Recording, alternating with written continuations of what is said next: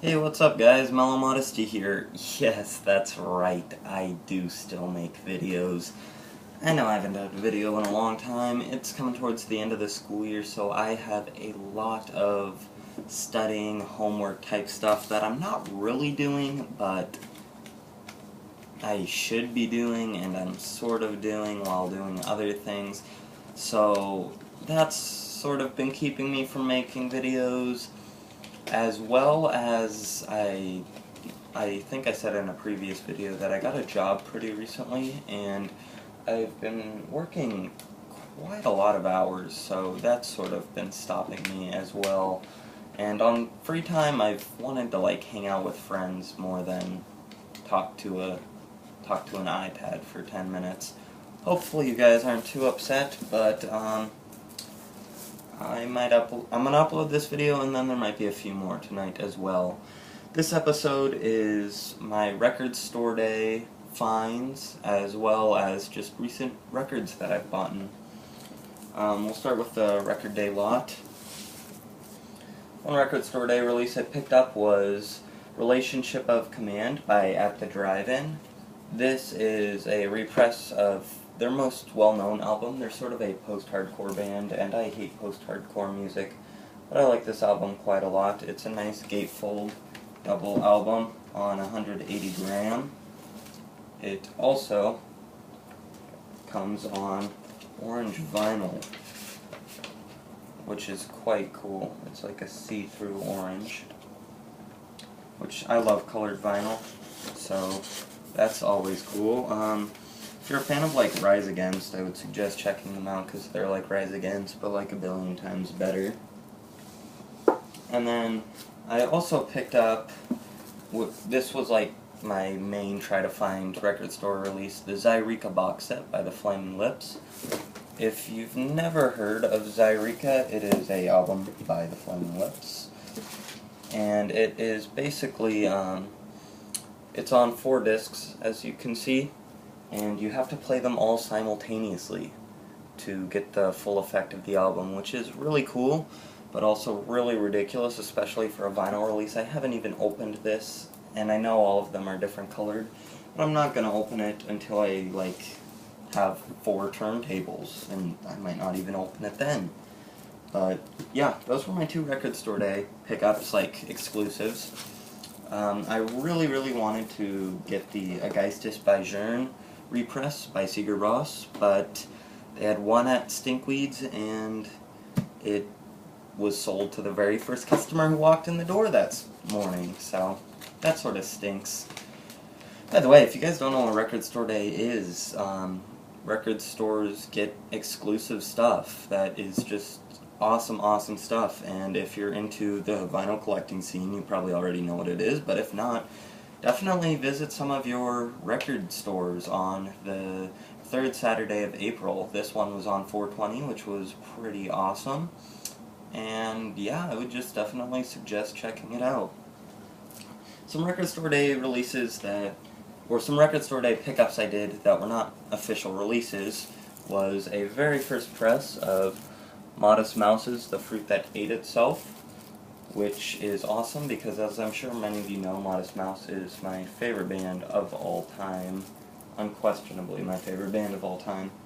And The Fruit That Ate Itself is one of their first releases. It's debated whether that or A Long Drive for Someone with Nothing to Think About is their first album. This is their first EP, that's their first LP. So, yeah, great album. Check it out. And then I ordered this a little while before, but I ended up getting it on the Monday after Record Store Day, and this is The Terror by the Flaming Lips, their new album, and I absolutely love this thing. This is my favorite Flaming Lips album. I like it more than the Soft Bulletin, more than Yoshime. Yes, I know that's pretty big, but I love it. It comes on a silver vinyl if you pre-ordered it. They might even have some silver presses left on their online store, but I am not positive. The inside of the gatefold is really legit as well.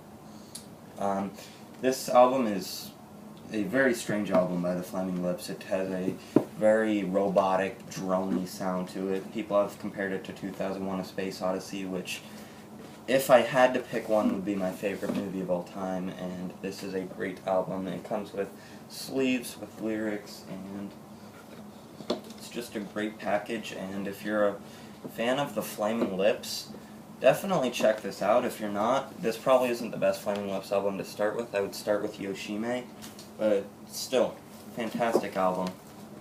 I also recently saw one of my favorite bands live. I don't know if I'd say they're in my top 5, but they're a great band called Y. And I got Saw It in the Seed, one of their EPs, their most recent EP, on vinyl, and signed by Yoni, Jeremiah, and their drummer for the show, Ben. And although this is it's my second to least favorite release by them, it's the only record they had left, and I wanted to get something signed, so I picked it up. If you guys don't know of why, they're sort of like a spoken word, hipster, indie, alternative rock type of deal. And I would totally recommend checking them out. I wouldn't recommend starting with this album though. I'd check out Alopecia first, and then I would check out Elephant Eyelash, which is my favorite album by them. Really cool stuff, and by the way, that show was fantastic. Next up is Velvet Underground and Nico. This is a first stereo release. Very, very cool. I actually got this for a really good price of, I believe, $60, which is way less than it usually goes for. The banana's still half on.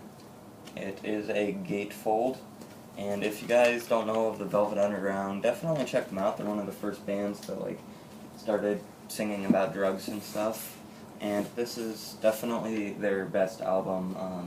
My favorite songs on it would have to be Sunday Morning's great, Run Run Run's great, All Tomorrow's Parties is fantastic, Heroin is amazing, and I'll Be Your Mirror is amazing. Check them out.